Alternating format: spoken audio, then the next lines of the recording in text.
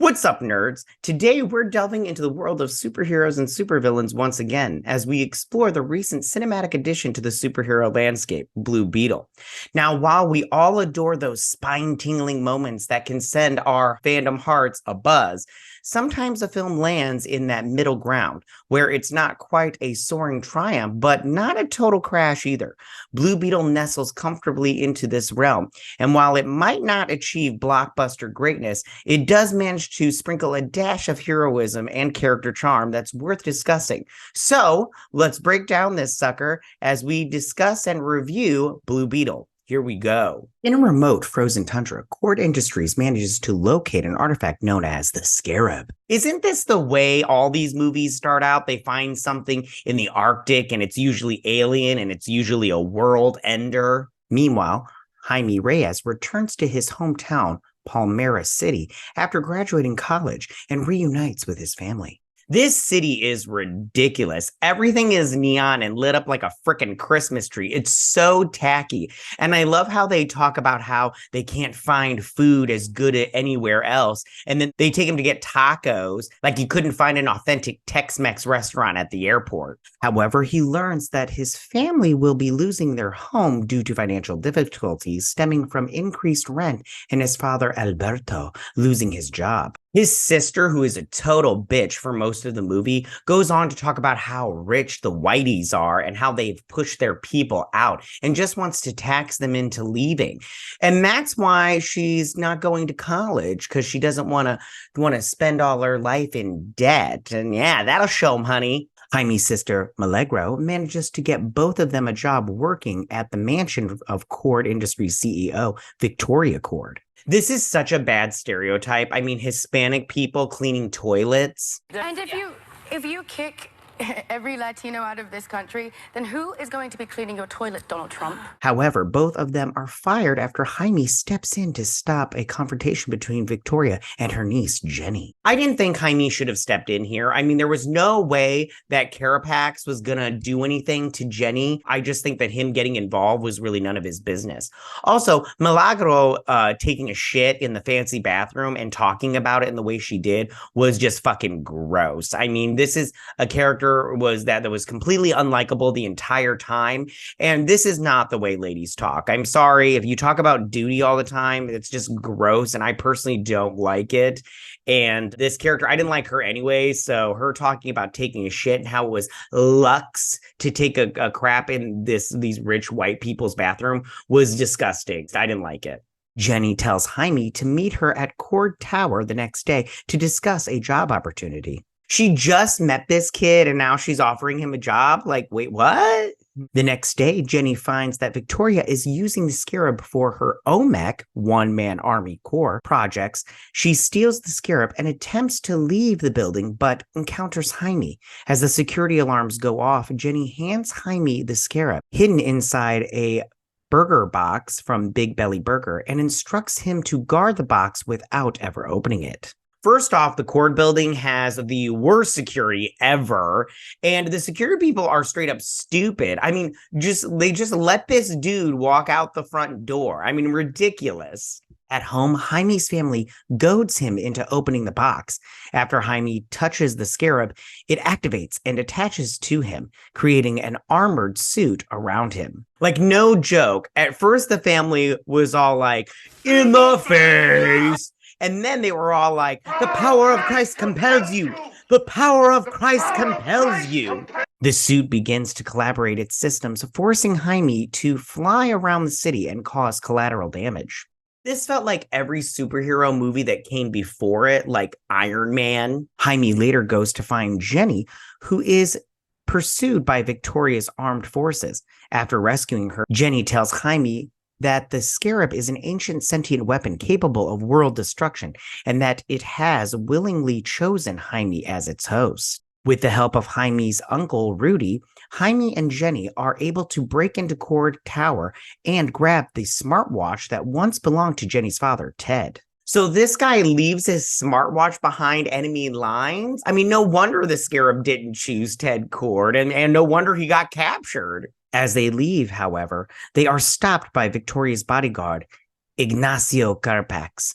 who has the OMEC prototype infused in his body. This, with all the other fight sequences, were cool, but nothing we haven't seen before. The scarab, revealed to be named Kajida, temporarily takes over Jaime's body and battles Carapax, though Jaime stops it from killing him. He is temporarily pinned down by Carapax, but Rudy and Jenny manage to save him and escape to Jenny's childhood home, the Court Estate, which looks abandoned and yet no squatters, which was interesting. I mean, there were flamingos, though. Jenny uses Ted's watch to activate his secret laboratory and reveals to Jaime that Ted was originally a superhero named Blue Beetle, who Rudy idolizes. Wait, he idolizes Blue Beetle, an AliExpress version of Batman, but Batman is a fascist? Batman's a fascist! The math isn't mathing. After rummaging through Ted's files in his laboratory, the three learn that Kajida originally chose Ted's professor, archaeologist Dan Garrett, as its host, but Garrett left Kajida to Ted, who is not chosen. Ted spent his life trying to study Kajida while also fighting crime using his own technology. They showed this through the opening credits, which I have to be honest, it would have been nice to see a flashback of this. You know what they say, show, don't tell. So, that would have been nice. However, one day he disappeared, leaving Jenny behind as well as his company in Victoria's hands. They also learned that Kajida is slowly fusing its DNA with Jaime's, and that only his death can separate it from his body, much to Jaime's frustration. Yeah, I'd be a little pissy too if I couldn't take off this parasite that had attached itself to my spine. The trio later notices Victoria's helicopter heading toward the Reyes family's home. Jaime summons Kajida and flies back to protect his family from Victoria's army. And the family is kind of annoying. Like, I get that it's about family, and everything, but it's a little too much in my opinion. They needed to take a step back so Jaime could shine, and I don't think they ever really did that in this whole entire movie. The Reyes family escapes. Alberto suffers a cardiac arrest, distracting Jaime and allowing Carapax to disable his armor and capture him as Alberto dies. I'm not gonna lie, I got a little teared up at this part. I mean, when Alberto, he looks at his daughter and he says, everything's gonna be okay. I just kept thinking, that's what I would say in this situation, when the shit hit the fan. And, I did like Alberto, and it was sad. I'm not gonna lie, I teared up. Jaime is taken to an island fortress in Cuba, where he is strapped to a machine that downloads information from Kajida to the OMEX, including Carapax's own. While unconscious, Jaime sees a vision from his father, who encourages him to embrace his destiny as Blue Beetle. Again, this was really sad. They did have all the candles around like they would during De los Es Morte, and I hope I said that correctly. And when his father says to him, I don't remember the exact lines, but he's like, I will never leave you. I will always be here. And he touches his heart. I every movie does that shit, but I love it. I got it again, a little teared up, and that shit just gets me every time, Jaime awakens just as the data finishes downloading to Carapax. As he escapes, Carapax's OMEX suit activates and evolves into more powerful form. One thing I didn't care for, and that I wish they would have done from the comic book, is the OMEC correctly. They did it about 40% correct. So in the comic book, the OMEC suits, they do create that outer exterior of armor and everything. But sometimes people don't know that they have an OMEC in them. So for this one, the OMEC was like attached to the back of Carapax. So maybe they could have done it differently in the future, but in the comic book, some people are OMAX and they don't know they're OMAX. They just come out of they just get the armor all of a sudden and they just go on an attack spree, But in this one, I felt like they could have done a better job, and maybe if, in the Gunverse, they can do it better / more comic book accurate for me personally. Jenny and the Reyes family use Ted's bug ship and his arsenal of weapons to storm the island. I did like the bug ship. I thought it was very cool and comic book accurate, but I did also like them storming the base. I thought that was pretty fun and I liked it a lot and everything, but I didn't like the fart camouflage scene. It just felt unnecessary and, just put in there for a cheap laugh. So I just personally didn't care for that. Jenny and Milagro find OMAC suits and set explosives to destroy them. As a result, one of the tunnels caves in, causing Milagro and Jenny to become separated, with the latter being found by Victoria. Jaime reunites with his family, then sets off to find Milagro and Jenny. After rescuing Milagro, Jaime encounters Carapax and battles him. Again, this fight was cool, but nothing we haven't seen before. Now, at this part, I did felt that it started to inch a little towards that Power Rangers territory. Like, I was waiting for the theme song to kick in, you know, like...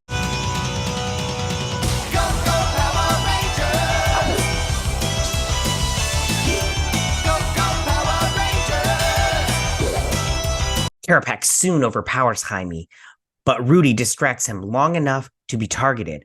He manages to escape, but Jaime, believing Rudy has been killed, becomes angered and ruthlessly attacks Carapax, nearly killing him before Kajida stops him. I mean, this was a nice callback, but still, like, Kajida reveals to Jaime memories of Carapax's past life from the death of his mother caused by the Cord Industry bombing attack to his own enslavement by Victoria for the OMAC experiments, which this was very reminiscent of the Stark Industries and the Maximoff household. Again, nothing we haven't seen before. Jaime spares Carapax as he reunites with Jenny, who managed to destroy Victoria's helicopter, as well as all of the data she had on Kajida.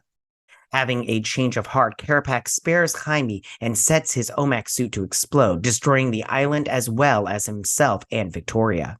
I thought this was kind of nice in terms of brutality. When he drags Victoria Cord into the fire, I was like, yeah, the bitch deserved it and everything. But still, I go, never kill off a good bad guy. Although Susan Sarandon's acting in this movie was absolutely terrible.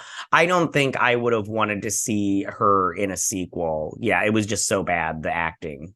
As the Reyes family escapes from the island, they finally take time to mourn Alberto's death. This also felt nice in terms of heartfelt. You know, before they were like, there will be a time to cry, but now is not that time. But then, you know, this part when she was like, now it is time to cry. I felt it was, it was nice. And I got a little teared up. In the aftermath, Jenny takes over Cord Industries and promises to repair all the damage caused to the Reyes family, helping them rebuild their home as the neighbors gather around the remains of the Reyes family's home and provide support. This part was very weird for me personally. Like, the neighbors just like came out of the woodwork and everything, and they're just like, come on, everybody, come on, yeah. And I was just like, what's going on here? This isn't, a CW show. This is like a movie, so like treat it like a movie. Jaime shares a kiss with Jenny, then offers to fly her to Cord Estate. Yeah, he gave her a ride with his Blue Beetle boner, you know what I'm saying? He was like, do you want to ride or do you want to ride? In a mid-credit scene, a message from Ted broadcasts in his laboratory, stating that he is still alive and that he wishes for Jenny to be informed of this news. Which was like, okay, but I'm not really interested in this sequel, even if the DCU was moving forward. I just felt like this was just like, okay, cool, Ted Cord's alive. And that's the end of the movie, you guys. So Blue Beetle is really 50-50 for me personally. There was some really good superhero stuff going on here. It was predictable for most of the movie for me personally. And there were subtle race politics that I really don't like and I wish Hollywood could get over. All in all, this movie is very mid. And it gets Spy Kids very quickly and almost heads into Power Rangers territory, but better than anything the MCU has put out in a long time. And there you have it, you guys, our deep dive into the world of Blue Beetle. Now, while the film may not have soared into dazzling heights of some of our favorite superhero blockbusters, it still managed to hold its ground thanks to no small part to the commendable performance of Xolo Mariduena, who truly shines in his role. Sorry, I don't know how to say his last name. Xolo's portrayal injects the character with the right blend of earnestness and relatability, making Jaime Reyes a hero we can genuinely root for. However, as we peel back the layers, it's hard to ignore that the movie often treads on familiar ground. The plot, while serviceable, lacks the ingenuity and depth that distinguishes the cream of the superhero crop. The action sequences, though visually engaging, echo themes and styles we've witnessed in more masterfully written and acted films. Nevertheless, Blue Beetle reminds us that even in mediocrity, there are sparks of creativity and performances that shine bright.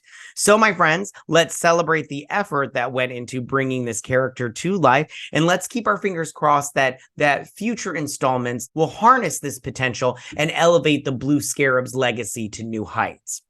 And there you have it, guys, my Blue Beetle review. Like I said before, it was very mediocre / mid for me. And I wonder what you guys thought about it. Did you like it? Did you not like it? Who was your favorite character? Did you think Susan Sarandon's acting was just terrible? I mean, it was terrible. It was so bad. If you liked her acting, I don't understand you, but it's fine. It's fine. But tell me what your favorite sequence was, who your favorite character was, all that good stuff. Again, if you like what I do here and you enjoy independent content here on YouTube, please consider subscribing to my channel. YouTube is always changing up their algorithm, and small channels like mine, we just keep getting shoved to the back of the line. So please ask that you like, share, and subscribe, and I thank you in advance. And as always, go ahead and leave all your comments in that section down below. If you like this video, go and hit that like button. You know I won't mind. If you're new to my channel, please hit that subscribe button. I'd greatly appreciate it. And I will see you guys on my next movie review. You guys have a good day. Bye.